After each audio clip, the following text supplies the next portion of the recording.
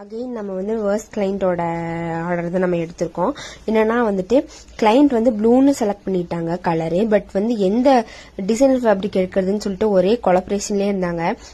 So ஃபைனலாக வந்துட்டு நம்ம ஒரு சஜஷன் கொடுத்ததுக்கப்புறம் இந்த மாதிரி ஃபேப்ரிக் எடுத்துட்டாங்க. அண்ட் ரெஃபரன்ஸ் பிக் வந்து நான் கீழே கொடுத்துருக்க மாதிரியே தான் வேணும் அப்படின்னு சொல்லி கேட்டிருந்தாங்க.